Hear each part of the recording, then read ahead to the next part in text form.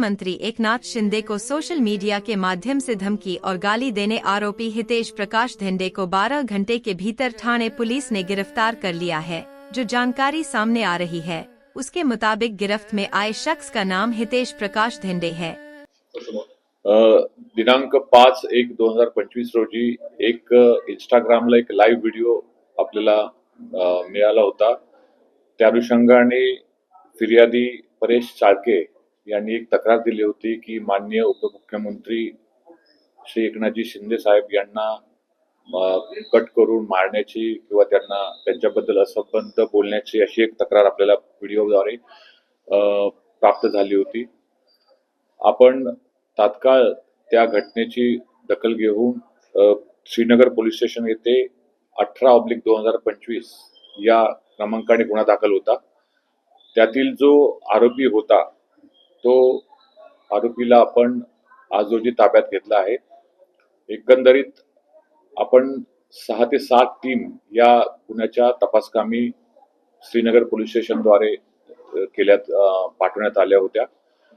सदर आरोपी हा वैशाली नगर त्याचबरोबर घाटीपाडा, योगी हिल्स, मुलुंडमधलं त्या करून पूर्ण जंगलमध्ये तो पसार झाला होता। आपण कसोशीने त्याला आज रोजी घाटीपाडा एरियातून ताब्यात घेतला आहे आणि त्याला आता तपासकामी आपण पुढील प्रक्रिया आपण करत आहोत। कारण काय आहे धमकवण्याचा? त्याला कोणी चेतावणी दिली होती का? त्याने हा व्हिडिओ शेअर करत उपमुख्यमंत्र्यांना चेतावणी देण्यात आली? प्राथमिक कारण जे आम्हाला निष्पन्न होतंय की त्याचे काही वाद कळवामधील जे गार्ड आहेत, जे तिथले सिक्युरिटी गार्ड, त्यांच्याशी झालं होतं। त्याच्यानंतर त्यांचा वाद झाल्यानंतर रागाच्या भरात त्यांनी हे कृत्य केल्याचं प्रथमदर्शी त्याच्या बोलण्यातून वाटतंय, पण पूर्ण आम्हाला तपासामध्ये खात्री केल्याशिवाय आम्ही निश्चित कारण अद्याप सांगता येणार नाही। मात्र आम्ही पुढे तपास करत आहोत। आरोपीला आता माननीय कोर्टासमोर आम्ही हजर करत आहोत।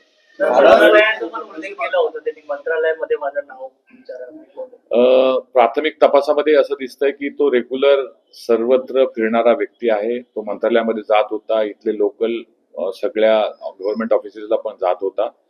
आता पुढे त्यांनी नेमकं काय उद्देशाने जात होता ह्याचा तपास बाकी आहे आणि आम्ही तपास करत आहोत। बेसिकली हा बेकार आहे। 9वी पास हा अशिक्षित, जवळपास 9वी पास आहे आणि सध्या कोणतंही काम करत नाही। जो मिळेल तो काम मजुरीचं करतो। त्याचे फॅमिली बॅकग्राऊंड पण तसंच आहे आणि मेजर असं कुठलंही त्याचं शिक्षण किंवा कुठल्या चांगल्या ह्याच्यामध्ये काम करतो असं कुठलंच बॅकग्राऊंड मिळालेलं नाही। व्हिडिओचं आम्ही प्रथम जे अनालिसिस केलं त्याच्यामध्ये स्वतः बनवलेला व्हिडिओ आहे। त्याच्या एक मित्राचा मोबाईल त्याने घेतला होता आणि त्या मित्राच्या मोबाईलमध्ये स्वतः व्हिडिओ करून स्वतःच्या इंस्टाग्राम अकाउंटवरती लाईव्ह केलेला आहे। आम्ही त्याचे बॅकग्राऊंड पूर्ण व्हेरीफाय केलेलं आहे। त्याच्यावरती काही गुन्हे श्रीनगर आणि राबोडीमध्ये दाखल आहेत। सर काय रिकव्हरी अद्याप काहीच रिकव्हरी नाहीये, पण पुढे तपासामध्ये आम्ही पूर्ण जे कारवाई आहे कारण का हे अत्यंत सेन्सिटिव्ह प्रकरण आहे, आम्ही व्यवस्थित त्याचं तपास करू। योग्य पद्धतीने याची गुन्ह्याची उकल झाली त्याबद्दल मी श्रीनगर पोलीस स्टेशनचं आभार मानतो आणि पुढे आम्ही निश्चित तपास करतो।